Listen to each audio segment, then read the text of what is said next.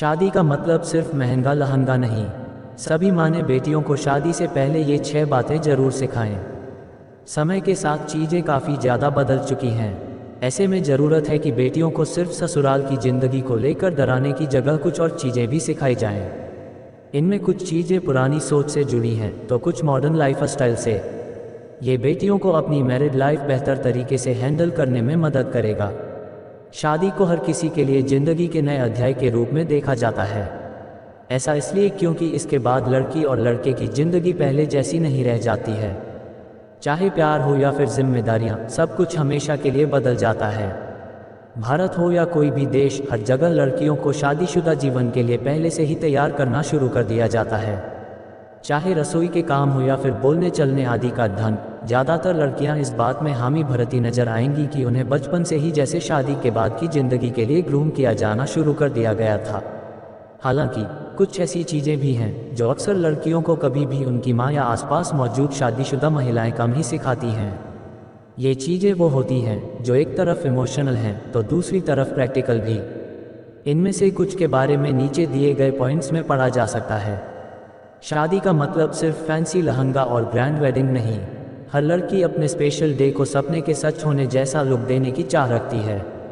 B-town weddings ने इसे और ज़्यादा हवा देने का काम किया है। फैंसी लहंगे से लेकर ट्रेंडी ज्वेलरी और ड्रीम लाइक डेस्टिनेशन, ये सब उनके लिए मस्ट हैव बन चुके हैं। हालांकि इस दिखावेपन से इत्र लड़कियों को ये सिखाने की बहुत ज़्यादा ज़रूरत है कि शादी का मतलब सिर्फ यही सब नहीं है। विवाह की हर रस्म के पीछे कुछ कारण होते हैं जिन्हें समझना बेहद ज़रूरी होता है। ये काफ़ी नाजुक पल भी होते हैं क्योंकि इससे मायके और ससुराल पक्ष के कई लोगों के इमोशंस जुड़े होते हैं। इसलिए वेडिंग सेलिब्रेशन करें, लेकिन रस्मों और रिवाज को बेहद सम्मान के साथ समझें और ट्रीट करें। ये छोटी सी चीज़ कितनी मायने रखती है, इसे सिर्फ एक माँ ही अपनी बेटी को समझा सकती है। शादी के बाद लड़की के लिए सब कुछ बदल जाता है और यही वो चीज़ है जिसे बेहद संजीदगी से संभाला जाना जरूरी है। ऐसा इसलिए क्योंकि बदलाव किसी को भी अच्छे नहीं लगते हैं, खासतौर से वो जो किसी को उनके कंफर्ट जोन से बाहर निकाले। लेकिन शादीशुदा जिंदगी तो अपने आप में ही लाइफ का नया चैप्टर होती है, तो ऐसे में भला बदलावों की उम्मीद कैसे न की जाए। हर माँ को अपनी बेटी को ये समझाना चाहिए कि इन बदलावों से लड़ने की जगह वो उसे सहजता से स्वीकार करे।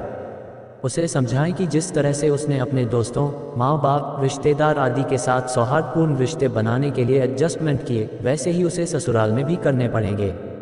इससे वो नकारात्मक रूप में न देखें और ना ही बार बार मायके की अपनी ज़िंदगी से तुलना करें।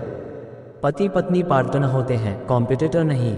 आज के समय में जब लड़कियां लड़कों की तरह ही घर के साथ साथ वर्क कमिटमेंट्स में भी बराबरी से रोल निभा रही हैं, ऐसे में रिश्ते के अंदर कंपटीशन की भावना भी थोड़ी बढ़ने लगी है। यही वजह है कि लड़कियों को ये समझाना जरूरी है कि पति पत्नी का रिश्ता कोई कंपटीशन नहीं है जिसमें हर चीज़ का हिसाब रखा जाता है। अगर कोई इशू है या कोई चीज़ आप पर बोझ बन रही है तो उसे लेकर खुलकर बात करें। तुलना कर ताना मारने से कोई चीज़ नहीं सुलझेगी, उल्टा चीज़ें बिगड़ने का खतरा ज़्यादा बढ़ जाएगा।